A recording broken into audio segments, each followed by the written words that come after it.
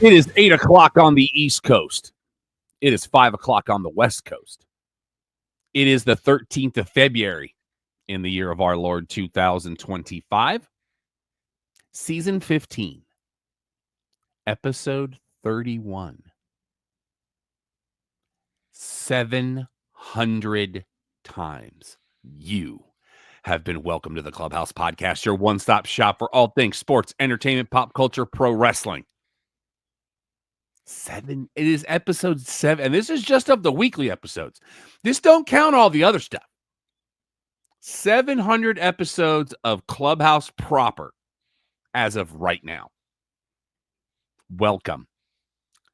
My name is Rob, and if 40 million people gave me $1, I could make as much as Bergman.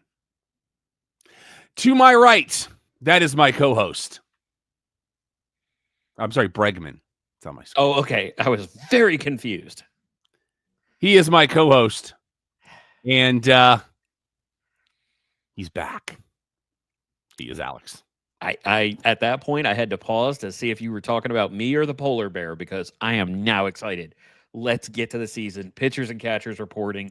Let's go. Today, right? Was it today or was it yesterday? It's actually been happening staggered over the last couple of days for a few teams, but I believe the 15th is or is it the 17th? That's the official report date for the last of the teams. Something like that. That'll be Monday. So yeah. At the bottom of your screen is the official fact checker of Sooner Gator Productions.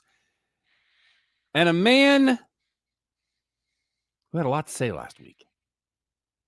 But he had it to say in the best way. You may know him as Igbunu, but his mama named him Don Ford. I'm going to call him Don Ford. Hey, man. Two things real fast. First off, honestly, when you started this, did you honestly think you'd be episode 700? Yes, because I said we're never going to stop. Okay. We will never stop, never stopping. Okay, I got to give a shout out to the DFW area. You know how the alleged me being kind of boo and left the freezer open overnight and ruined the fridge? That you talked about last week. Mm-hmm. We found out with Craigslist, there is a little shop right next to like the Rooms to Go outlet store where we got our couch and stuff like that. It's called D Casa Lux. They have a whole warehouse of all the appliances, washers, dryers, fridges, and they're the damaged ones. Usually you pay over $1,000 for. We got ours for like $500 for a nice Samsung. It had a few dents up front, the bottom. Who cares? Still worked. Okay. So if you want to get appliances, you don't care if there's a little ding on the side. Well, we don't for the extra fridge outside. D Casa Lux in Grand Prairie, right off 360 north of Mayfield. Go for it. I got to shout out. We got a good deal and the thing's working good. No free ads. Okay. I feel like the title of the episode is now "No Free Ads?" ? I'll give a shout out. It's good quality. Hey, when people do good things, we want to recognize that. But I also wanted to give you a little bit of grief. Yeah. I'm waiting to find out that Don's like, hey, knock another $100 off. I'll say the name of the place multiple times on the show. So let's dive in, shall we? Oh, which part? Well, I first want to ask, let's talk Superb Owl just right off the bat. Good done. Alex, how did you finish the night on Sunday? Not as well as I started. Well, you did text me right before half. Yes, I did. I literally said, I am crushing this first half. You need to fade me for the second half. And you know what? I was right. And in a game that I don't know that anybody saw coming. This was insane. We're going to work through it on one quick headline. Officially now, as of today, Aaron Rodgers will be out of the New York Jets on the June. This is not new news, though. Right, but it was reported this week. So this is how bad it is right now. Woody Johnson, basically the owner of the Jets, essentially solidified this 2 months ago. Yeah, but they officially put it out there today. So June 1st. Yeah. Minnesota on speed dial. I'm just saying. Oh, well, there has actually been rumblings about both Adams and Rodgers going to Minnesota. So I am very intrigued. The other interesting headline that hit the other day, and again, as Alex said, we are starved for news this week and next week, and you'll understand why here in a minute. And it pertains to your New York Giants. Hired a new assistant quarterback coach the other day, who also happens to be the brother-in-law of one Matthew Stafford. So let me posit this to you, sir. By some crazy snafu, they convince Stafford to come to the Giants. I believe it would have to be a trade at this point. So add another level. Now, so if that happens, does he get there and go, I got a buddy that's out there. It's going to be out of work too. Oh, there has been discussions that it's both of them in the deal. Yes. Get Cooper Kupp with him. See, this is one of those where I have a hard time responding because I am a big fan of Stafford. I am a big fan of Cooper Kupp. Stafford, local kid. I'm sorry? Stafford, local kid, like Highlands High School. Well, here, yes. Mm-hmm. But I don't want that. Because I am not looking for a rental. And let me put it in this context. They both still have gas in the tank. I am not saying that they are done. But if they had 3 years, I'd be surprised. If somebody can tell me with certainty that they got 3 years, pull the trigger on the deal all day, every day. But I don't think that they do. And I don't think the Giants as a whole are close enough to being that much of a contender, especially after the whooping we saw the Eagles put on the Chiefs. I would rather look at trying to build through the draft. The problem is that we have a GM who might not exactly be the definition of competent. You're not wrong. Now, there have been some signings and moves that have been made that I do endorse. And I believe partially it was the fact that Dan Morgan might owe me money. So that's why we were able to get Brian Burns. There's a possibility there since, Taravella kid who knocked me out on the football field, no less. But Joe Shane has not had a great batting average with draft picks. It has not been good enough for me to, because here's the thing. You can say, I want X, I want Y in the draft. And I can tell you right now, my perfect scenario is Cam Ward falling to the 3rd pick. That's who I would target. But I am also good if it's somebody like Abdul Carter or Travis Hunter, and we just go ahead and tank and try to get Arch Manning next draft. I am more interested in long-term building than quick fixes because allow me to say the name Kenny Galladay, who got a truckload of millions to literally fall off the face of the earth. I'm not. You're not wrong. But see, that's the hard part. Yes, we have to win now league. It's, and I said flat out, I still believe in Dayball as a coach. Shane is the one that has me scared when it comes to being a Giants fan. Well, we will keep everybody updated. The pregame was weird this year. I watched it way too all over the place. Yeah, I watched it with them over at Phil and Shannon's, and it was just like the same thing over and over. What are you talking about by same thing? It was just the same 10 minutes worth of material. May I put this in a different context for Don? Yeah. Mm-hmm. So, Don, you remember when we would be leading up to a pay-per-view, we'd be all excited, but it would be like the same 5 to 10 minute video packages over and over again? Oh, so like it was a lot like that for the Super Bowl. But it was all live. That was the thing. Yeah. Okay. But I will say this from the pregame. Sean McVay's already got life after football locked in. He was absolutely fantastic at the table. Mm-hmm. I really enjoyed his work. And that was a sharp. I couldn't pull off that suit. That was a sharp suit. Well, but remember, that's why the big discussion after the Rams won and then they had that fell off season, there was discussions about whether or not they would keep McVay. And the concept that wound up coming out from the Crankies was as long as he wants to coach, he's here. And McVay was allegedly, because there's no tampering at this level, was allegedly being told, hey, if you want to give up coaching, this gig is waiting for you and the check has 2 commas. The under was hit for the anthem. Barely. Yeah, barely. But I did call the under. So Yeah, I'll take I don't know anybody that had the over to be. Well, no, Sean had the over. Mahomes had an 11 QBR in that game. 11. And I want you to think about this. That was with 2 late touchdowns. Yeah. That would be garbage. But Like I want you to think about this. That very perfect last bomb for 50 yards to Xavier Worthy happened after Sirianni already had the Gatorade bath. Just think about that. Yeah. Like, touchdown, because we'll get the ball back and we'll kneel it down. It's just go ahead, score. We don't care. That was. But it also helped the. It also helped the over under. Yes, it did. But then again, Philly almost got there by themselves, right? Because they win 40-22, and I think it was 46.5 or something crazy like that. Oh, really? It was 49. Philly, between the NFC Championship game and the Superb Owl, they put 95 points on the board in those 2 games. Yeah, that's insane. And we talked about this last week. Shout out to Ziggy for joining us, and shout out to Ziggy who was on YDC this morning. So go check that out. We had said if you can get Mahomes off his game, and they were all over him like a bad suit.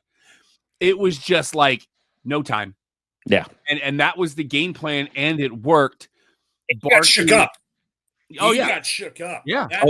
He got scared then. He was well, it wasn't even just scared. I think there was something genuinely wrong because coming out of the locker room, he couldn't walk after the game. They had to cart him to the medical area. Oh, wow. So but something was going on, whether it happened in game or before game. Something wasn't right. I don't like seeing a game that lopsided, especially a championship game. But you better believe I was there for the whole thing because it's the Superb Owl, and I will watch it. And even if I don't have any stake in it, and I have friends that do, I want to support my friends. So, well, and I have an interesting question for you guys. Because we've always said we prefer, unless it's our team, we want to win by a blowout if it's our team. Yeah. But if it's not one of ours, we want a competitive game. Yep. I feel like that's no longer accurate. I want an entertaining game because one of the things with this one, I was very entertained. And when I told this to another individual, they were like, wow, you really hate Kansas City. And it's like, no, I've never hated Kansas City. But here's the thing with this. I enjoyed it because it wasn't just punts. There was big plays happening, if it was for the defense or whether it was the offense that was struggling or different things. It had me interested in each of the plays because something could happen. Don. I think the only thing that Casey did right is they contained Barkley when it came down to it. Oh, absolutely. And that's the only, if I give Casey they contained him. They were ready for, but everything else, no. But he still broke a play of 40 yards or more, which was another one of the bets that was there that I said would happen. Yeah. Go ahead, Alex. Now, the interesting thing is the reason that Kansas City got smoked is because of what they were doing to stop Barkley. Spagnuolo is a very blitz-happy defensive coordinator. And I want to say somebody said that more than half of the plays in the first half were run blitzes where the Eagles were just pivoting and burning them. So Kellen Moore saw the lineup, wound up going for a pass in a situation where they would normally run like they did all year. And kudos to him for the play calling, being able to recognize the run blitz being used. Although it played perfectly into Philly's game plan all year. Traditionally, we've seen teams run to set up the pass. Philly has done the passing in the first half and let Barkley just beat people down in the second half. And happy birthday that day to both Barkley and Cooper DeJean. Yes. Not a bad way to spend your birthday. Yeah, first pick. But if I can, one thing I'd say that why I found it entertaining is because nobody saw this coming when it came down to it, realistically. Maybe a handful of people. Yeah. Number two is I really appreciate how Tom Brady was a commentator saying, I've been here. We're close to the three-peat.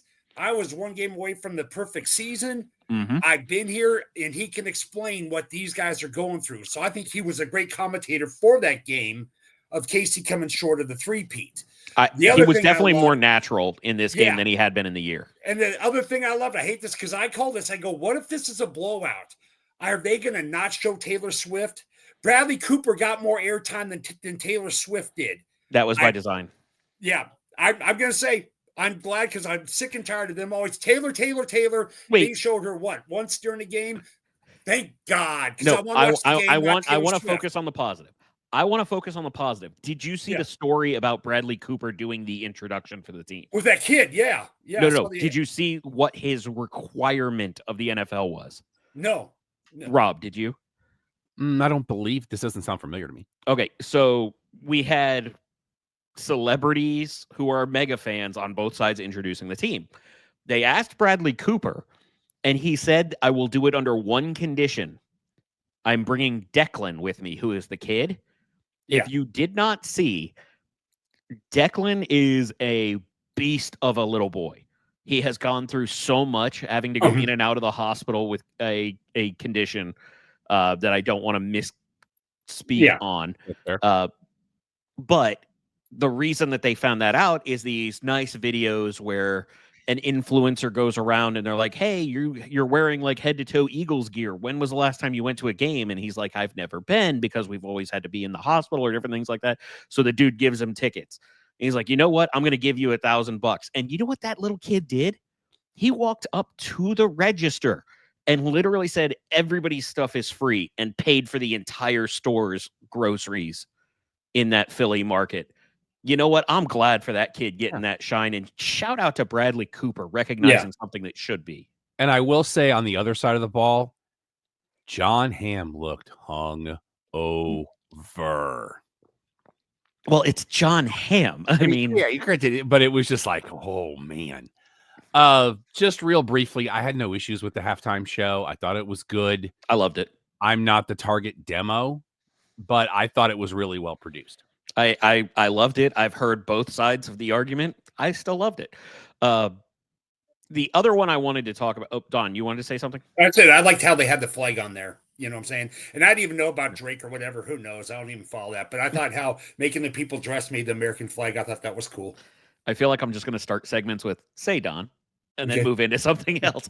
But the other one I wanted to talk about on the show, because you're the only person, Rob. You are still the only person I've heard that loved the score bug. I had no issue with it. I thought it was nice. It was simple. People like somebody's like, I did it in Excel. I don't care. Like, it was a good graphic. It doesn't have to be flashy. I know who are what teams. I know the score. I know how many timeouts they have. I know what time is on the clock. I'm good. I like that it didn't cover the screen, but when it had a note, it just expanded, covered the note, and then went away. But like I said to you, the only note I had was for it to debut at the Super Bowl, I don't think it looked clean enough. Like, if you ever used like Microsoft Paint back in the day and you could only do the blocks of paint when you're doing it, that's what the two initials looked like to me. But I knew who they were. It was okay. But I wish that was a little sharper. I like the concept. I don't think it's a finished product. And usually the network that has the Super Bowl, that is their graphic for the next season. Is how they debut it. Yeah. So I do want to talk a little bit about the commercials. I went to USA Today's site Ad Meter, where they listed their top 10 commercials. And I thought we'd go through them real quick. Number 10.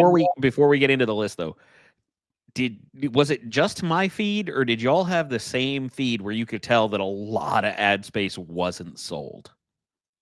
I didn't really look at it that way. I don't know.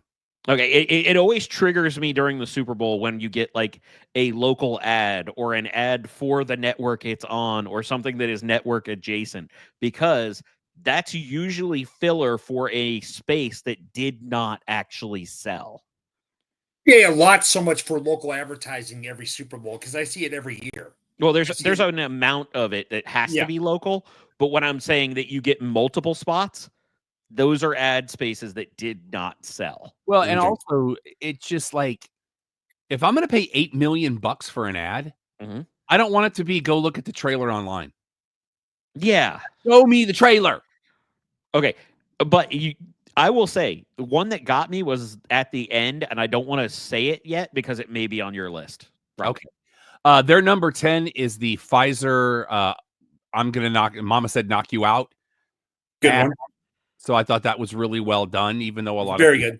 Hearing people not know what that song was made me sad. Number 9, they have listed the Hellmans When Sally Met Hellmans. Oh, my problem was like that was spoiled a week before, and I didn't watch it. I went out of my way to not watch the commercials. I like to watch them during the game. I wish they hadn't spoiled that, because I think with Sydney Sweeney at the end, it would have had more impact. Honestly, I didn't even know about it, and I just remember seeing it going, "Oh, this is going to be a thing." Yeah, and again, and people were talking about Billy Crystal wearing a wig. I don't think that was a wig because it was way too thin. Even if it was, he's Billy Crystal. He can do what he wants. Number Have fun 8, storming the castle. Number 8, the Uber Eats Century of Cravings with Matthew McConaughey. I very much enjoyed that, especially the 85 Bears segment. McConaughey can do no wrong in these commercials. Yes. And he walked away. I loved it. Big fan. Number 7, the Bud Light Big Men on Cul-de-sac. May have gone a little long. May have gone a little longer than it should. I liked the teaser for it more than I liked that. Okay. Of them going, you can't drink him in a commercial. And they're just counting down. And I like Shane Gillis, and I like Post Malone. Yes. And the fact that they had the golf cart at the stadium, that just made it that much better. It was with Peyton. Yeah. Loading it up. It's interesting that you say that. There's another current commercial that I saw a teaser version of that is so much better. And even the main commercial is only like 30 seconds. Yeah. But emus can't sell insurance. Yes.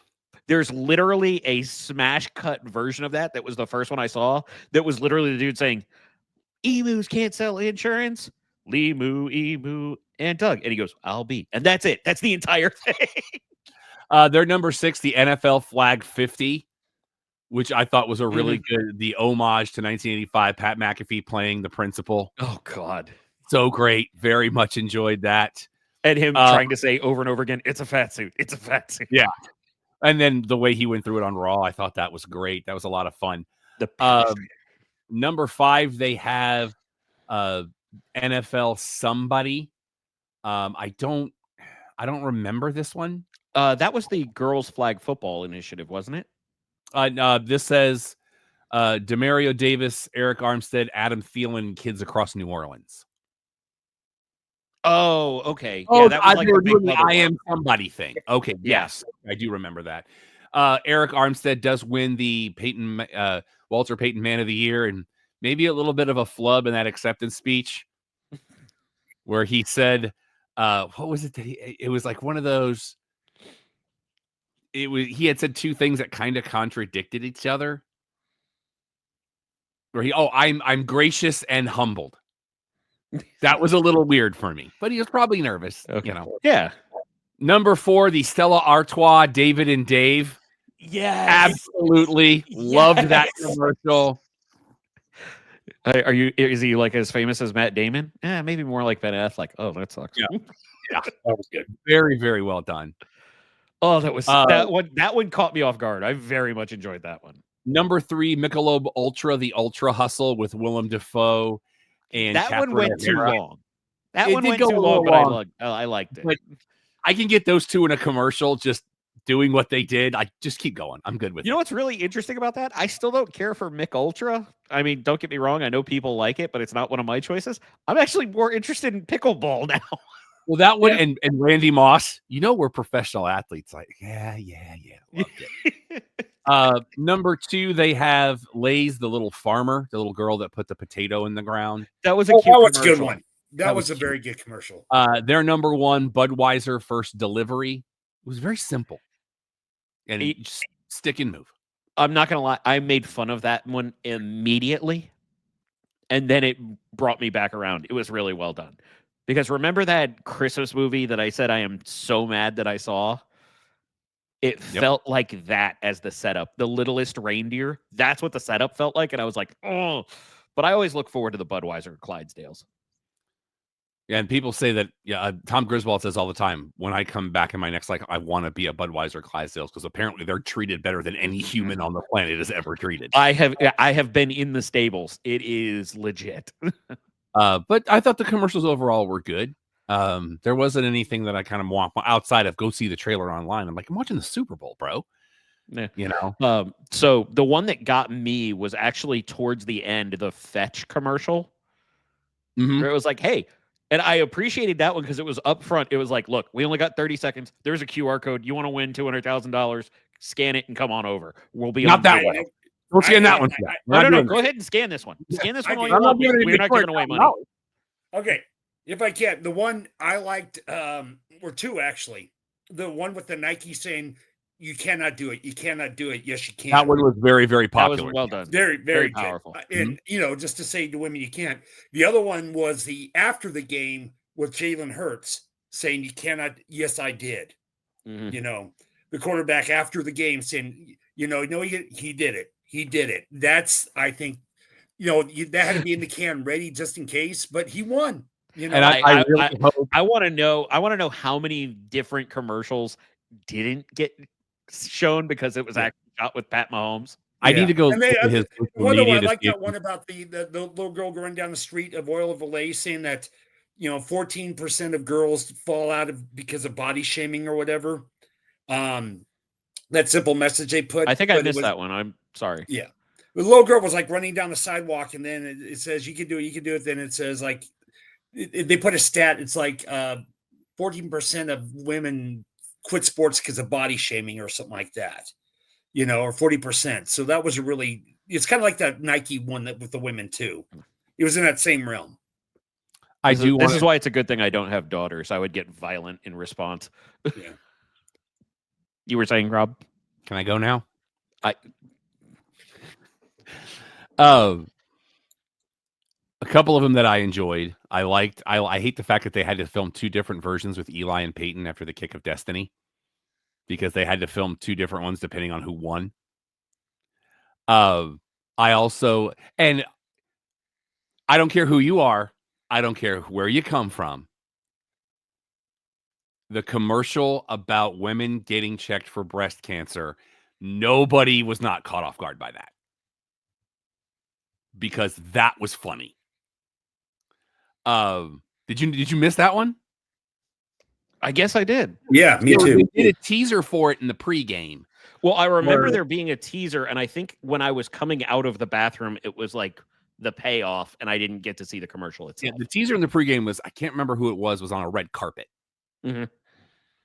But the whole commercial was just like referencing people looking at women's chests.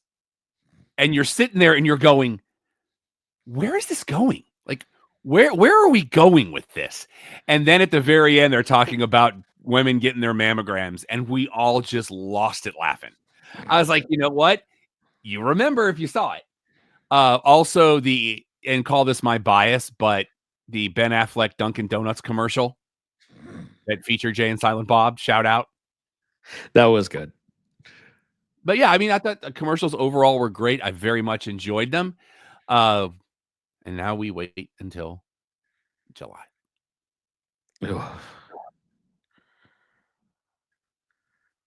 Why are we waiting for July? Because that's when training camp starts. Oh, see, for me, the next one up is the draft. But you like the draft more than I do. That is fair. The draft wears me out.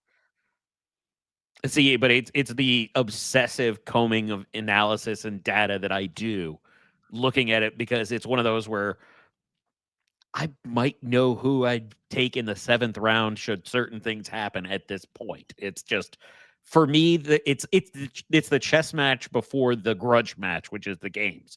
And I always find it fascinating. And you know what? Maybe we'll do like a watch along or something, because I always watch Draft Day with Kevin Costner before the first round starts too. I was just going to say, I would rather watch Draft Day than watch the draft. I watch it every year, at least once. So I got one question.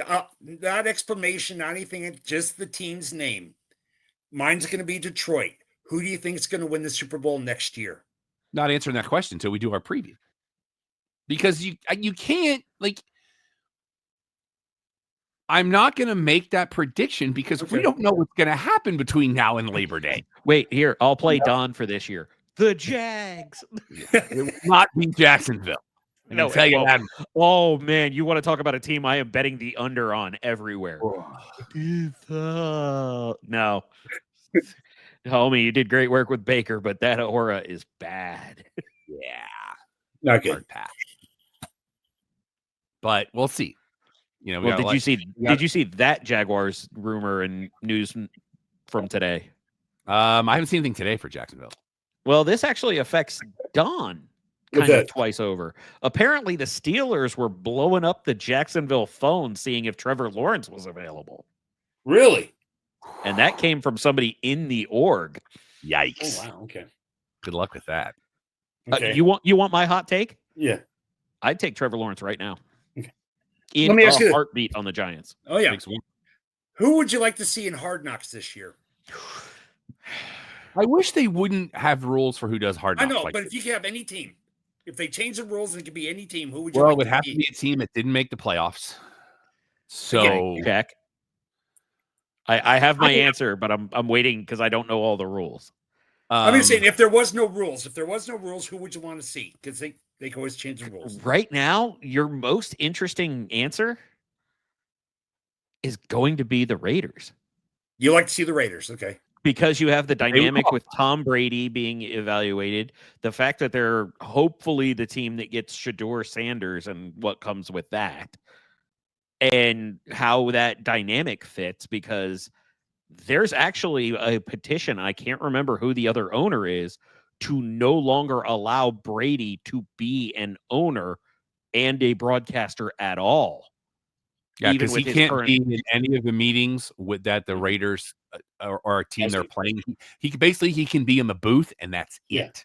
Yeah, in select circumstances. Yeah. Now, but anybody that the Raiders are going to play within 3 weeks, I believe. The other two teams I would be interested in would be the Saints. That'd be a good one. And Chicago. Which obviously it won't be Chicago because they just did it. Did them, I think, like year before. That was this year. Yeah, this year. Okay, all right. Those would be the other two teams I would be interested in. I just realized you have the Pete Carroll dynamic in Vegas too. Sorry. Yeah. I mean, Vegas is probably the logical choice because of all of the things, and also rumors that Cooper Kupp winds up there. Wouldn't surprise me. Just get a quarterback. If there were no rules, I would like to actually see Philly. If there were no rules. That would be a fun one. Just to see how they handled the Super Bowl and see that dynamic of, Well, I think that's why I think that would be a great pitch for why Amazon Prime Video needs to bring back the season. Yeah. Go out.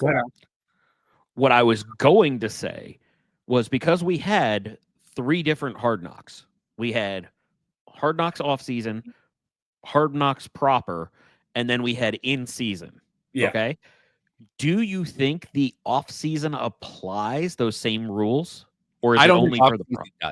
I think it's proper, but I see where you're going, and I'm here for it. Because that right there, I'm gonna take your idea, I'm gonna put a hat on it, and we're gonna make it beautiful. Okay. Okay. They're your off season Hard Knocks. It's what's all of the celebrations in your first episode, off-season activities in your second episode, and how do you get over that hump before you have the hangover bleed into the next year while preparing for a draft where ostensibly they have been the best drafting team, the best trading team for the last 5 years, and it's not close. That's why they're in this position. Yeah. But how do they prepare for the last pick of the first round? Mm-hmm. Like, how is their negotiations happening? What do they see other teams potentially doing? Because the only one we've had has been the Giants, who are garbage, So it's okay. We have like the 4th or 5th pick. So who are we going to get? It's like, I want Jaden Daniels, but he's not going to make it. Go back to our preview. You can see my love for Jaden. Can I one up you on that? Please. This is how we do. Now, I preface this by saying I did not watch a single episode of In Season, and I will take the heat for that. But why not just make it the NFC East? Because of the season Washington had, because of the season Philly had, because now you've got the Giants trying to make moves, and Dak Prescott saying it's our turn, get a team. But I think doing the entire NFC East, I think would be interesting to see what they do in the offseason. Okay, so what you're saying is instead of having the offseason be one team, you swap the division of the in-season to that, or do you do it the same way where you have a division in both? No, I'm just saying for this particular offseason, do that division. I can see that because you have the opposite ends of the spectrum. You got the Giants at the top of the draft, everybody else seemingly at the end. Yeah. And how they could affect the next round, too. And it really is the most fascinating division to look at right now. Yeah, Tennessee gets the first draft pick this year, then Cleveland. Well, today. Yeah. Currently. We don't know what's going to happen. As what Don's saying, for right now, yes, they do. And then Giants are third. Correct. Which is why I was saying I hope Cam Ward falls to third. What will Tennessee do? Will they go for a quarterback, or will they... Honestly, I really like Cam Ward. He is my Jaden Daniels this year, but he's not the runner. Yeah. But in that same vein, everything Tennessee is saying says that they are not going to skip a, quote, generational talent, which they allegedly have Travis Hunter marked as because of how good he is on both sides of the ball. Yep. So that puts you to Cleveland. Do they take a quarterback? Or do they take Abdul Carter because that kid is going to play for Sunday, or he's going to play for at least a decade and a half on Sundays? But they could obviously look at a quarterback and try to eschew the other news sources that they have. Man, we're about to hit minute 40, and we haven't even gotten past the running NFL. Long tonight, boys. All right, let's keep it moving. It is All-Star Weekend for both the NHL and the NBA. So let's just go straight to the NBA. We are not going to get the 3-point contest this year with Sabrina Ionescu. I can never say her last name. Ionescu. And yeah, that's not. They couldn't get it together this year. But your NBA standings in the Atlantic of the Eastern. Toronto, hey, they got 17 wins. They are 22 games back in the division. They are 4.5 back of Brooklyn and Philadelphia. They are tied, but they're both 16 games back on the Knicks. The Knicks are now 2 back on Boston.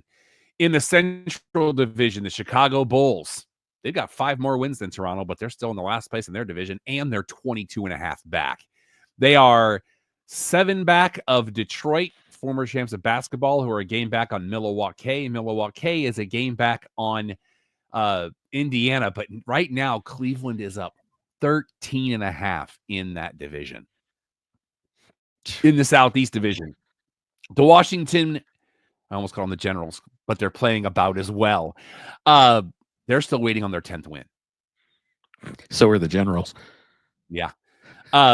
And they are 17 games back. They're 9-45. They've lost 4 in a row.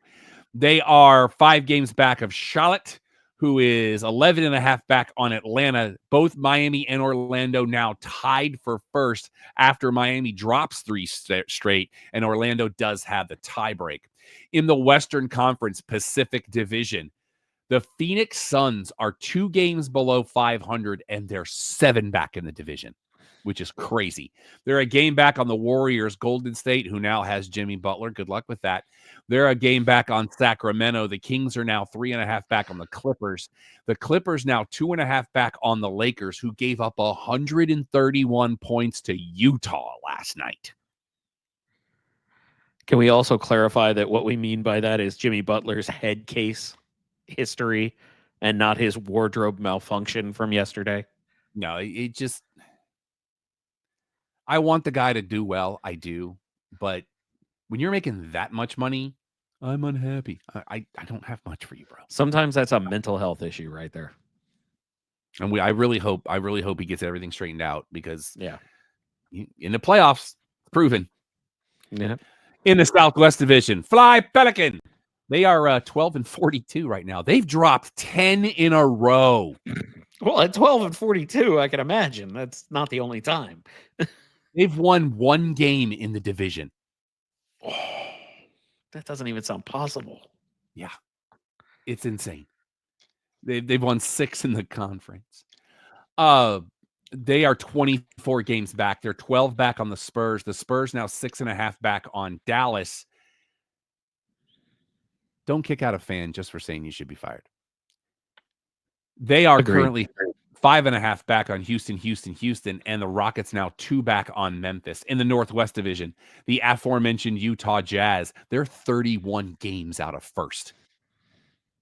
And they're 9 games back of Portland. Trailblazers are 7 back of Minnesota. Minnesota now 6 back of Denver. Denver's won 8 in a row. Oklahoma City now also on a 7-game heater. They are up 9 games in that particular division. You know what messes with me when the Jazz are in last place? Because my brain tangents to basketball, and all I hear is the New Orleans Jazz moved to Utah where they don't allow music. Just give New Orleans their name back. That's all I'm saying. Yeah, please. You could be hockey. You could be hockey club and basketball team. That's right. I'm telling you, I love hockey club, and I want it to be that. Let's get into the NHL, which is All-Star Weekend ? Four nations face-off. It's a 4 nations face-off. America versus Sweden versus Canada versus Finland. Now. Last night, Canada goes up by like 6 goals and then chokes it into overtime, but they do win. Tonight, USA playing Sweden. Currently, Sweden is up 1-0. And I think it was Bill Barnwell on Around the Horn today. You know why I'm betting on America? Because they got 2 Kachucks on this team who have never played together on the same team on any level of competitive hockey. Yep. So right now they're down 1-0, but it's Could you imagine if there was a third one and they just came out looking like the Hansons? I'm here for it. Let's do that. They would too. But I kind of like the format. I still want my skills challenge like we talked about last week, how they do it in Vegas. And I was 2 Even weeks if it ago. has to be in Vegas every year, do it there. Do it. In the Eastern Conference Atlantic Division, the Buffalo Sabres, they are currently 22 points out of first place. They are 6 back on the Montreal Canadiens. Thank you, Don. The Canadiens are 5 points back on Boston. Boston's 1 back on the Red Wings. Detroit a point back on Ottawa. The Senators now 4 back on Tampa Bay, who have won 4 in a row. Tampa Bay 2 back on Toronto. Toronto now 3 back on Florida. In where, Don? The Metropolitan Division. Thank you very kindly. The Philadelphia Flyers kept Pittsburgh out of the cellar this week. Oh, wait a minute. They're tied. You're both 25 points back. You're 2 back on the Islanders. Islanders now a point back on the Rangers. The Rangers now 2 back on Columbus. Blue Jackets are 8 points back on New Jersey, who are 2 back on Carolina. By the way, Carolina right now is now 10 points back on the Washington Capitals. In the Western Conference Central Division, let me just look at one thing real quick, make sure I know where we're at, and I do. The Chicago Blackhawks, they're still pretty bad. They're 40 points out of first place. They are 4 back on Nashville. The Predators are now 10 back on St. Louis. USA just tied it up, by the way. Blues are 2 back on Utah. Hockey Club is now 9 points back on Colorado. Colorado's 2 back on Minnesota. The Wild are 2 back on Dallas. And by the way, Winnipeg's on an 8-game heater, which now puts them 9 points ahead of Dallas. Wow. In the Pacific Division, San Jose, put a pin in it. The Seattle Kraken, they are 20 points out of first place. They're 2 back on the Ducks. Anaheim now 6 back on Calgary. The Flames now 3 back on Vancouver. The Canucks 2 back on the Kings. The Kings are now 7 back on Vegas. Vegas and Edmonton are both tied, but Edmonton has the tiebreak. All right, boys, it's time. What is the goal differential for the San Jose Sharks. Now, we know they can't go bell to bell because they weren't in it the first week, but they've been in it every week since. I'm going to say -60. All right, Don says -60. You know, I was going to say the exact same thing, so let me don this. I'll be daring and say -65. The San Jose Sharks have played 57 games going into the break. They are 15, 35, and 7. I really wanted to do 61, but I couldn't bring myself to it. They have 37 points right now. Oh. Ouch. They are currently 36 points out of first place. So my answer, if we had known that, would have been -72. They are 9-18-2 at home. They are 6-17-5 on the road. They are 1-8-1 in their last 10, and they've dropped 4 straight. There is nobody. The closest team to them in the Western Conference is Chicago at -42. The closest team to them in the Eastern Conference is Pittsburgh at -37. I feel like we might be too high, Don. Yeah. Currently, the San Jose Sharks, neither one of you went over, by the way. What? Neither one of you went over. Okay, so I win. -68. Oh. At the break, which now puts them on pace. Well, no, because it's more than the halfway mark. Yeah. It's They bad. They could hit triple digit. Oh, they will. I will markedly agree. They will definitely. What I will be more surprised at is if they hit 140 to 150. Man. All right, let's change gears as we get into the pop culture section of this thing. As we go to stuff we watched this week, TV edition. And my voice is almost back. Good. I don't have anything major. I did, but they had the season finale of Inside the NFL last night. Did you see that interesting thing about Belichick? Which interesting thing? They showed the stat of him helping LeGarrette Blount get a ring and has now recruited his son to the University of North Carolina. No, I did not. Yep. Oh, it feels so old. What's my world, my friend? So, interestingly enough, I don't know how recent this was. I believe it was the end of last year. Are you familiar with Solar Opposites? I am. I've never watched an episode, but I know of it. So, in the same vein as Rick and Morty, had a problematic creator and lead voice actor that had to be removed in the last season or two. It is brilliant how they did it. And shout out Dan Stevens because the man can do no wrong. But how they kept with that flow was really interesting. So it's what I watched this week, even though it may not be within the last few months. That still counts. I'm just clarifying. I understand the rules, but I wanted to share. Well, this is why we decided to not do the recency bias. Right. Because if we watch something new, it's new to us. The only reason I'm not talking about specifically the note of how they changed the voice actor is because it could be spoiler for somebody that is watching it. But if you want to know, I'll tell you off air. Fair enough. Don, anything for you this week? The season finale, High Potential with Caitlin Olsen, was pretty good there. Mm-hmm. Oh, how was the show as a whole? Not too bad. She kind of does good as this kind of person who could figure out, certain things and see just like those little knick-knack little things which help solve a mystery kind of thing. Well, she did. And then also the second second episode of Hunting Party on NBC. I'm waiting to binge that. Yeah, there's only 2 episodes so far, but right. That one's great. So, Alex, one of the shows that you introduced me to, and I don't know if you saw an interesting little factoid on it. The second season of The Floor is underway. Third. Is it the third? Did you notice who's in it this season? No. One Brian O'Halloran.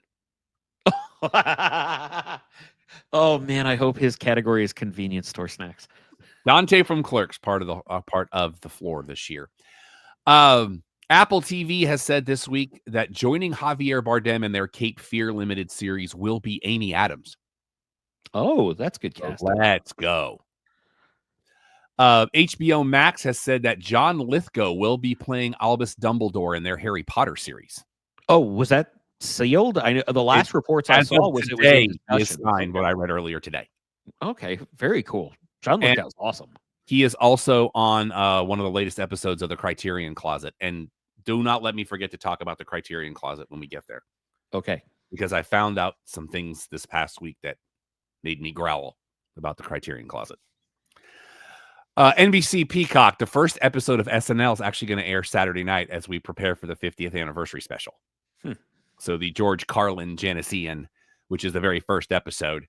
Also tomorrow night, don't forget Peacock streaming live at 8 Eastern will be the 3-hour SNL musical guest tributes. Nice. That the list, I haven't even seen the complete list, and it is stout. And then the SNL 50th anniversary is Sunday night. There will be a 1-hour red carpet before it at 7 Eastern. For those of you that DVR SNL, you do have to DVR that separately.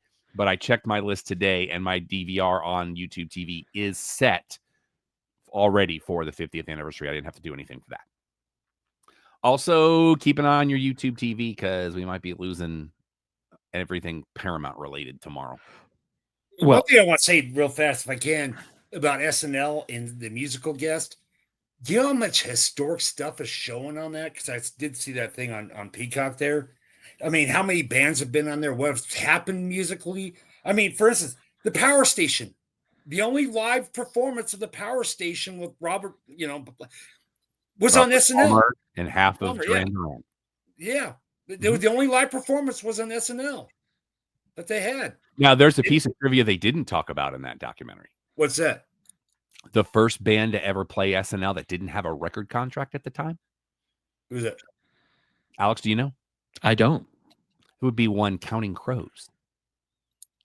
I did know that at one point. Lauren saw them at a club in New York and was like, just come do SNL. But you had something you wanted to say, sir. Yes, I really was going to save it for the end of television talk, not thinking that it was in your notes. How do you feel about that concept that being this close to March Madness and things of its ilk? The YouTube TV losing the Paramount network. Oh, you know what? I hadn't thought about it from that angle. It was the first thing I thought of. As of when I powered up this TV, because I've got it on ESPN right now, CBS is still there. So, but I have Paramount Plus, so they'll be showing all the games. Okay. So you for you, it's not as much of an effect. But do you think that that's part of the angle between YouTube TV and Paramount? Absolutely. I think CBS wants a lot of money. Yeah. So, Netflix is inheriting Temptation Island. Okay, Lord. So that continues on after being booted from Fox and from USA. That'll start March 12th. Prime Video has canceled The Pradeeps of Pittsburgh after one season. This was a sitcom they had about a comedian who brought his family over from India, and they lived hence in Pittsburgh.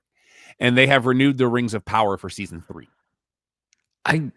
It still baffles me. I couldn't get into it. I'm still stuck in the middle of the first episode. So, TV on DVD and Blu-ray. Got a friend of the show that's part of this, and one of the major creators of the American dub of this.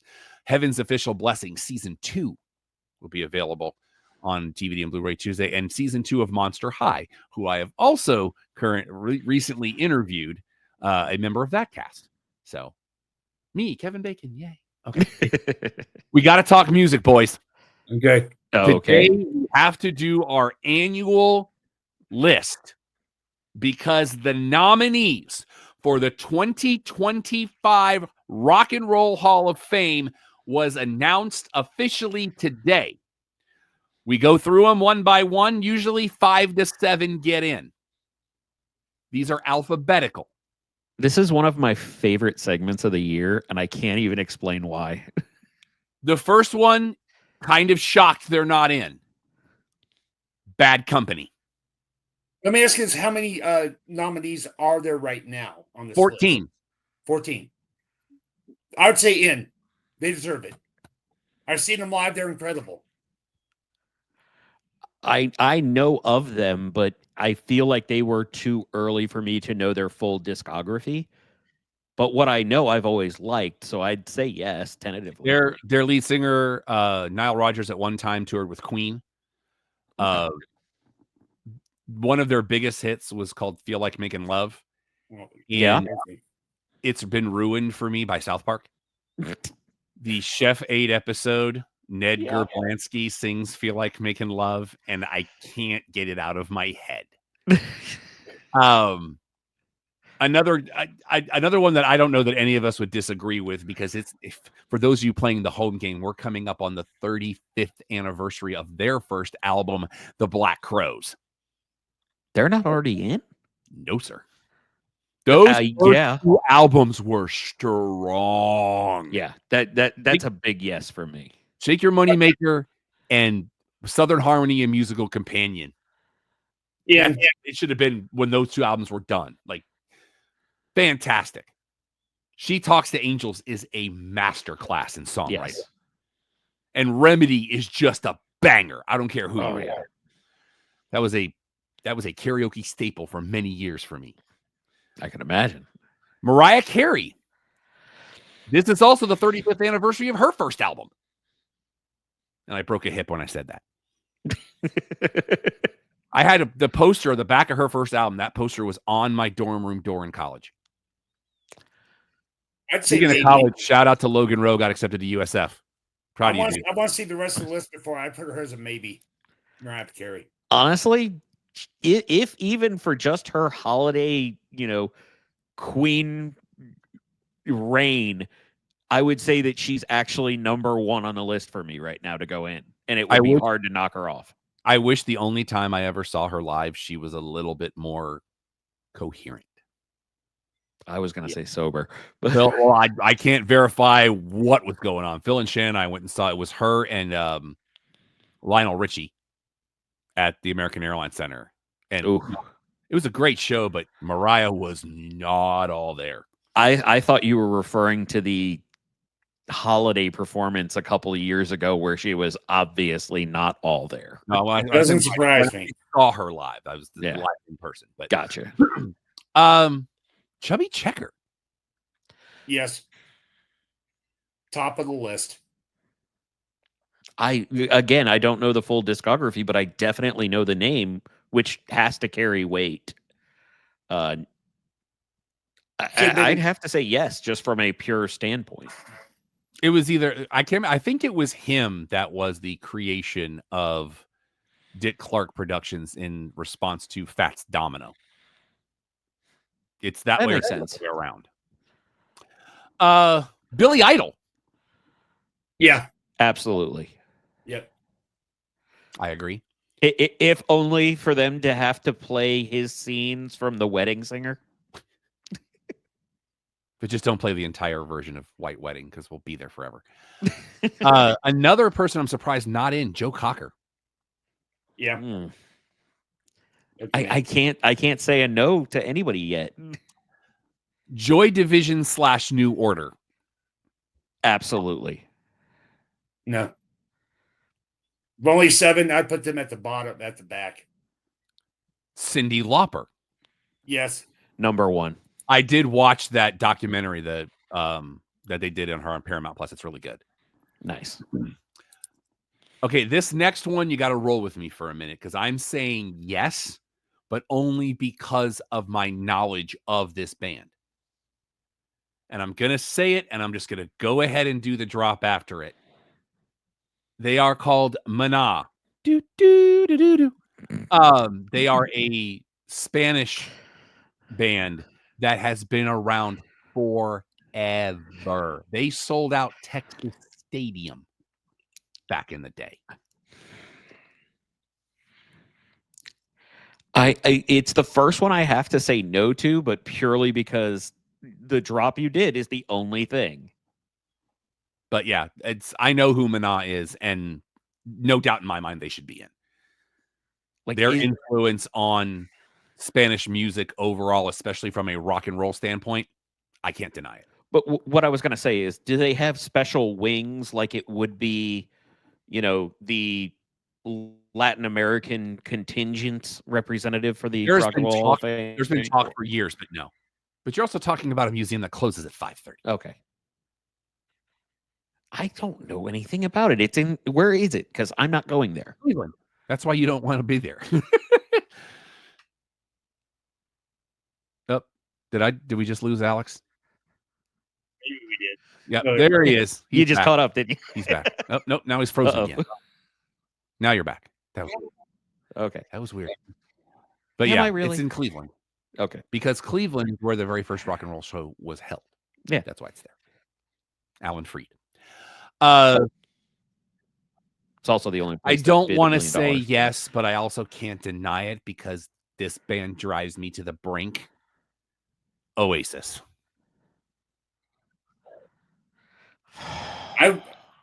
Maybe, but I think there's not over Cyndi Lauper, not over Billy Idol. I wouldn't put them at the top of the list. But Oasis hits me just from a generational standpoint. That was right in the formative Alex years, so I have to say yes. I say deserving, but not them getting over not Cyndi top of the Lauper. card. Your hip hop nominee this year is Outkast. Oh, hell yeah. I agree. I love Outkast. And both of them have such immense talent, both in and out of the group. I remember I got their first album on a bootleg, like maybe 3 months before it dropped. And I played the ever loving hell out of that. I can listen to The Way You Move on a loop. Absolutely. And Elevators is another great song. I mean, they have a lot of great ones. Fish with a PH. This goes into the psychedelic wing. Yeah, not me. Well, they'd have to have their own induction ceremony because the tribute would take 3 hours. That's also true. Either of you disagree with me, I am calling you are a communist. Absolutely yes for Soundgarden. Yeah. Yes, but not over Cyndi Lauper. Not over Billy Idol. They ain't got to be at the top of the list. They just got to be on the list. I'm trying not over Joe Cocker. I'd have to look at all 14 and say if there's 7, this is how, And your last nominee on the list would be the White Stripes. Nah. I want to say yes, but it's definitely not high enough up the list for Seven Nation Army to be like the greatest baseline. But Jack White by himself, the man's done a ton. That is fact. And I like Meg White. I do like. She's a great drummer. But the White Stripes kind of weird for me. All right, let's get into stuff we watched this week. Movie edition. I have a movie. What you got? This came out a couple of years ago. I found it on YouTube. It's called Token Taverns. It's a documentary. It's about an hour 35. And it's about the rise of the barcade. And all of them are in Florida. There's one in Fort Lauderdale. The rest of them are in Tampa, St. Pete. You said what? The rise of what did you say? Sorry. Barcades. Bar arcade. Barcade. Okay, barcade. Okay. Like the cidercade? Okay. But it also takes place from 2019 to 2020. So it chronicles how these 5 different barcades dealt with the pandemic. And one of them is in Dunedin, where my mom grew up. As did Kid Craddock. Kid Craddock and my mom went to the same high school around the same time. Your mom's from Dunedin? She was born in Jamestown, but they lived in Dunedin most of her life. Yeah. I spent a lot of time in Dunedin. That's how going to USF was easy for me because I knew that whole area because I've been going back and forth up there my whole life. And I was in St. Lousy with the Mets, and we had Dunedin was the Blue Jays for years, so that's where we were at. Countryside Mall. Welcome to your local Florida backwood talk. Shout out to my people. It's pretty good. I don't know if it's one that I'm sad I missed in its first run. It's worth a watch on YouTube, and it does feature Billy Mitchell, so be prepared for that. The funniest part of it, though, the first time he's on screen, they put his name on there, and underneath it says self-proclaimed video game player of the century. And I was like, well played. Well played. The shots pretty fired. good. It's pretty good. So anything you guys watched this week? Movie-wise, nothing really new to knock. I have an interesting question to fit into this. Please do. So it's not per se a movie, but it's not a TV show. The new stand-up special from Felipe Esparza on Netflix. I like him a lot. Is hilarious. Like, it's been a long time since I've watched a special that had me like hurting because my sides were just shaking from laughter. He got me. And if we go back, another great commercial in the Super Bowl was the Nate Bargatze DoorDash commercial, or Uber Eats, or whichever one it was. That was funny. He's still boring as hell to me. I love him. I do.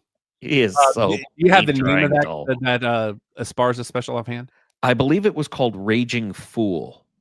I believe you're right, because another YouTube channel I watch called Flick Connection, he does like, here's what's new that I'm looking forward to, and he'll do like Prime Video. He'll do one for Netflix. Yeah, I think that's what he said it was. That sounds right to me. Yeah, but it was absolutely hilarious. The only headline we have this week is more casting news for the Masters of the Universe live action film, which sounds more and more insane with every one of these. James Purefoy and Charlotte Riley will play Prince Adam's parents. Okay. Hakur Johannesson will be Fisto, and that's a real thing. And playing the sorceress, Monica Baccarin. Let's go. Morena Baccarin. Oh, I did. You are correct. I wonder if it auto-corrected me. It's like, no, that can't be right. Morena Baccarin. And I do apologize to the lovely and talented Morena Baccarin. Yes. I love her. She is a Nara. Oh. She gets a pass forever. Movie new releases and places you get movie new releases this week. Captain America Brave New World drops tonight. Under 2 hours. So, friend of the show, Mark Walters, has seen it. I haven't had a chance to talk to him about it because we didn't get that invite. Also, the documentary, and it's going to be interesting because both Brave New World and this next one are both going to be IMAX releases. So, I'm going to be interested to see how this works, because the documentary Becoming Led Zeppelin also drops this week. That would fascinate me if there was some kind of a negotiation here for how that works. Like maybe you've got two theaters that are within shooting distance of each other and you just split it. Well, I don't know. Especially if we go in the Wayback Machine, the upheaval for our Oppenheimer screening that was supposed to be in IMAX because the Mission Impossible people refused to give up. They wanted to make as much money as they could before Oppenheimer came out. There's also a documentary called Desire Lines, where an Iranian-American trans man travels back in time. So this is a documentary. I guess maybe he's telling his story to an or they don't know what a documentary is. It's about self-discovery. That's the MDiv calls it a documentary. So, but you get what I mean. It's TV on DVD and Blu-ray this coming week. Nosferatu will be available to you this week. Lord of the Rings, The War of the Rohirrim, the anime thing, which I'm looking forward to seeing. Another one of Don's favorite films from last year, September 5th, available this week. The Order, which that is a faith-based film, I think. Let me look. Hold on. That's The Forge, not The Order. I went to the wrong website. It's September 5. Where's that streaming, did you say? DVD and Blu-ray next week. Oh, Blu-ray. Okay, I thought it was streaming. No. We don't report on streaming dates, Don. Okay. Besides, The Order. This is a film that got a lot of emails on it. This is an action film. Let me see if I can get the thing for you on this, because I've already screwed up once in this segment. This stars Jude Law, Nicholas Hoult, and Ty Sheridan. It's a kind of that looks one. like it kind of wants to be Den of Thieves. Yeah. Also this week we've got. Let me get back out of these because they're taking up a lot of memory. Your 4K releases this week are Constantine, Nice. Humanoids from the Deep, going back in the crates. Wow. Panic Room, The Social Network, Summer Rental, and Uncle Buck all getting 4K releases this week. And the Criterion Collection releases Crossing Delancey and Drugstore Cowboy. Last week, I did see a video from... Go ahead. You wanted me to make sure you talked about the Criterion Closet. That's what I was just about to do. Thank you. Okay. I watched a YouTube video last week about a young lady who went to it in New York. I'm not feeling real good if it makes it here. Because first of all, you can't make reservations. So you get there and you stand in line. She said she got up at 5 a.m. and she sat in line for 6 hours during the New York Film Festival. And there were people that had tickets for movies that had to leave and come back. You're allowed to film in there. They are also filming. Here's the other thing.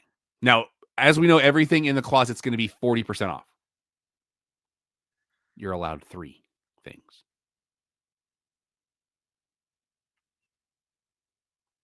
But she did say that if you want more, that they take that you can talk about 3 on camera, but then if you want other stuff, it'll be waiting for you. But she started by saying you're allowed to pick 3 things. So I don't know if that's 3 things you can talk about on camera or 3 things, period.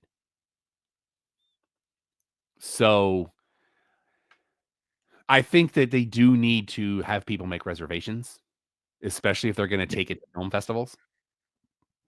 I am going to reach out to friend of the show, James Faust, and see if they've reached out about that, because having that at DIF, I think, would be pretty dope.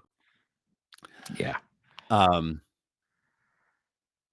I love the Criterion Collection. I've actually got the original version of 310 to Yuma on its way to me. And this weekend is a holiday weekend, so movie trading company sales. Yep. I've got a gift card I want to use because I want to get It's a Mad World. Nice. Because I didn't realize that movie was 3.5 hours long. Yeah. Let's see. Oh, and now this.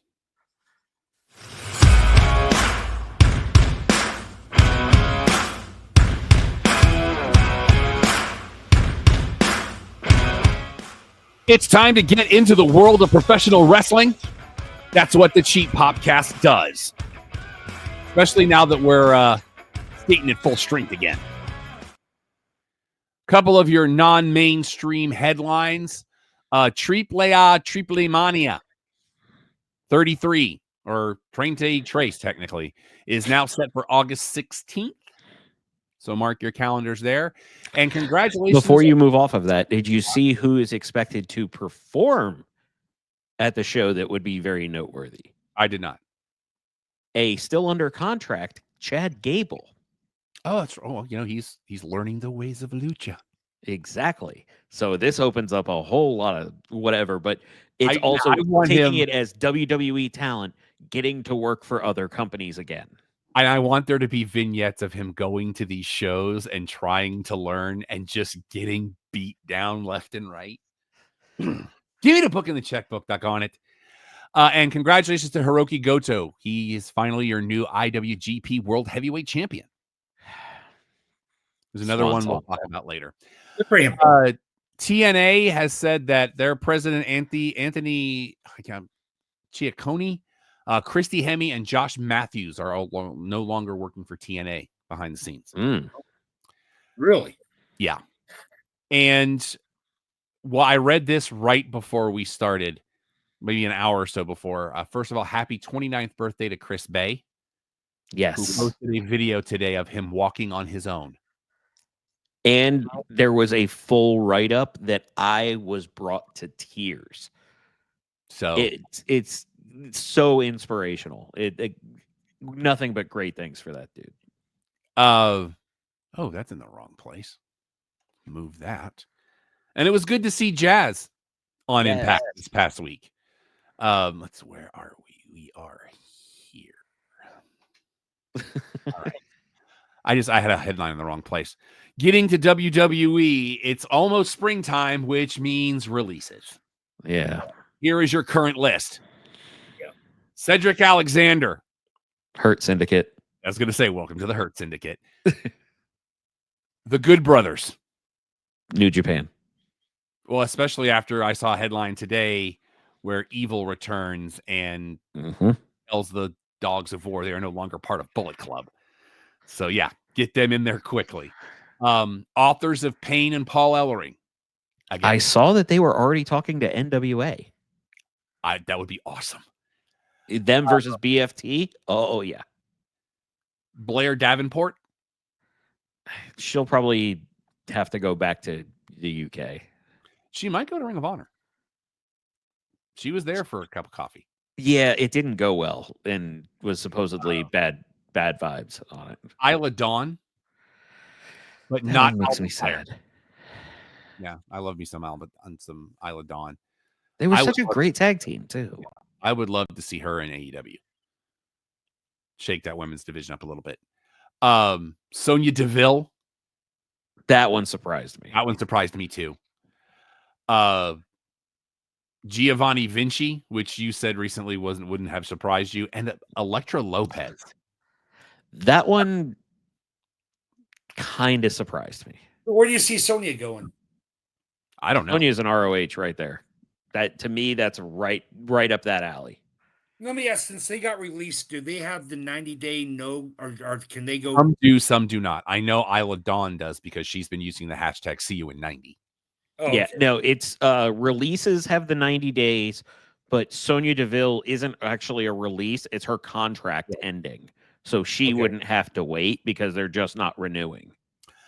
Stand and Deliver will be at 3:00 Eastern with night one of Mania starting at 5:00 Eastern. So be ready for that. Alex, did you ever get to see that Stand and Deliver logo since you missed it during the Rumble? Yes, I did. That is very good. Full on sign off. Here's the thing. I want you to think about something. You're reporting it starts at what time? Stand and Deliver? Yes. 3:00 Eastern. Which is at what time at the venue? That would be noon. Yeah. Just like it was for us when it was here. Exactly. So if you're taking a shuttle, be ready. Though allegedly they have blocked off. I have gotten reports from people out there. They have blocked off areas for test runs to make sure that there is a path for just the shuttles going between select venues and the stadium. Headline that dropped today. Your rumor for Mania next year is back in New Orleans. Yeah, that makes sense. So SmackDown this past Friday. My only note was the end of that LA Knight promo. Oh, hold on a second. Don, what were you saying? Well, weren't they talking about trying to get that to Indianapolis or something like that for next no, year after. Year after. So it might be New Orleans and Indy. Probably. Okay. The end of that LA Knight promo. From what I'm reading, there's no heat with him and Drew McIntyre, but him saying, "Oh, wait, hold on, I got to get my stuff in." I was like, "Yeah." and then the shoot fake shots that they were taking at each other with the slaps. My only note for Raw is a sign in the crowd, and I don't know if you saw it. It showed up right before the Logan Paul promo on the right side of the screen, right next to CM Punk. Say it. It simply just said, BO Swarm! Hashtag HDTGM. I was so happy. That brought me so much joy. I was like, I want to text Alex, but no, because if he doesn't notice, I want him to know on the show. Oh my God. No, I didn't see it. Yes, it's go back to the end of the CM Punk promo. It's right next to his head. And it doesn't leave for that entire segment. That was the segment where the music hit and CM Punk into a live microphone said, "Who is this? I don't know this music." Yeah. So I do want to say, last week I made the mistake. I had to go back and watch the New Day's new entrance where they do have it. When I was going through Netflix, I missed that part. But you're right. It just reminds me that's another Judgment Day entrance. No, I didn't know the Judgment Day entrance. That is a video game reference of some form that I do not get, but I love it. But you say it's still kind of dark and stuff like that. It's dark, but I did not make any comparisons to the Judgment Day. Okay. I didn't even think I of just it say as a that reference. I'm going to have to go back and look at kind it. of thing. It's the darkness, the loud music, all that remind me. It is a video game reference of some form, like a Diablo kind of a presentation. It looked, but they didn't show up till the very, very end on Monday night, so you didn't get to see it this week. But I would say, Alex, go back and watch it from 2 episodes ago. Okay. It's pretty dope. I like it. Vengeance Day is Saturday. Yes, it is. For that. And Roadblock will be a normal Tuesday night show, March 11th at the theater at MSG. Okay. So, which is, it's kind of cool that they're getting to do that. So, yeah, that will always be the house of the NFL draft to me. And enter Ricky Starks. Now, here's the wait. They only inferred, only the crowd said Ricky Starks. That's where I'm going. Because I noticed that as soon as it was done, I'm like, they never said his name. The crowd did. Yeah. But I didn't realize he had a little swim in 2013 where he was like a random guy that Ryback got in the face of. Uh-huh. I saw that picture today. And he hasn't aged a day in 12 years. Which is shocking. Yeah. So I'm going to, Alex, when you texted me, I didn't return your text because I wasn't going to say anything because you had gotten to that point. And you had said, I think that telegraphs Tony not losing the title. Right. I purposely did not respond because I'm like, I'm not going to ruin this ending because we had the Izzy Dane turn that we've all been waiting for weeks. She joins forces with Sean Spears and whatever they're going to call themselves. Speaking of that, there's a new name that I don't like. So we'll see where this all goes, and I think Ricky Starks, he'll be involved on Saturday on some front. Well, but I also did you see the report of why he's in NXT? Because they thought he'd get lost on the main roster, so they wanted him to give. Well, but they were saying that everything on the main roster was already in flight for Mania. For Mania, yeah. So it wouldn't really have a space where he could make more of an impact on NXT, and then could be part of Stand and Deliver if he wanted to be. Did you see a new signing for the company responding to the new trademark name list?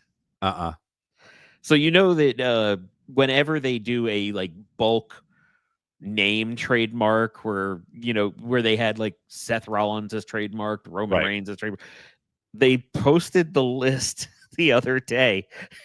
And Jordan Grace thing. Yes, I love this. And she just replied with, "I'll take Trill London."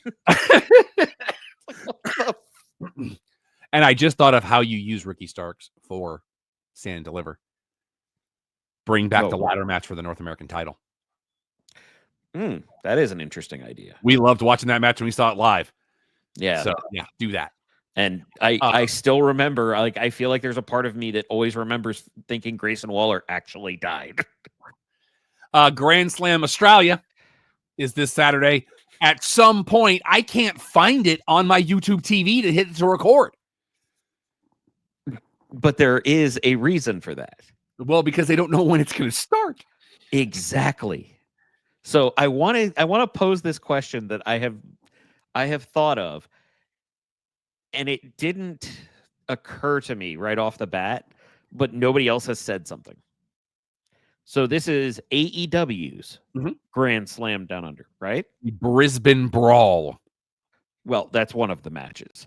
But so its start time is dependent on the NBA All-Star Saturday. On tape delay. Excuse me? It'll be on tape delay. Yes, but what I'm saying is when it would be available on TV here. Right. So one of the most advertised things for All-Star Saturday is the celebrity game. One of the most popular celebrities that has been advertised for it is Bayley. Yep. So you have Bayley being the last thing holding up when AEW's show can start. which is featured with her best friend. Yes. Which, by the way, that segment on Dynamite with Harley Cameron, holy. wow. Best work she's ever done. Not even close. I feel like I don't know that I said anything besmirching about I don't get it early on, but I think I did. And Ms. Cameron, Danny, if I can, I apologize. I was wrong. You are awesome. I was ready for this when I found out that Go ahead, Ashley. Cut that and embarrass me. I knew something was going to be good with her when I found out that she was the voice of the theme music for the Iconics in TNA when they were the inspiration, I think. Yep. So, Miro also gone from AEW officially, and the Young Bucks did drop the IWGP tag titles to Naito and Takahashi. Mm-hmm. Well, let me ask, where do you think Miro goes? I don't think he goes back to the company. Anywhere it's going to be TNA. I mean, I could see him in NWA. I think he'll be back with the I think he'll be back with the company pseudo, but he'll be that middle guy for TNA. The way that he'll be like the trade-off for Joe Hendry. And what about his wife, CJ Wright? Where's she at? They're not married anymore, Don. I didn't know that. I mean, they haven't been for a few years. No, it's probably been about a year now, I think. They were separated for a few years. Yeah. I mean, there's plenty of opportunities for house fights for him in NWA because there are some large humans in that particular promotion. Still waiting to find out if certain thing made it to television because they haven't gotten to our tapings yet. And I've only told like 2 people. I haven't told anybody else because if it is on video, it will be all over social media and I don't care. Do you want the other question that was asked of me not long ago? What's that?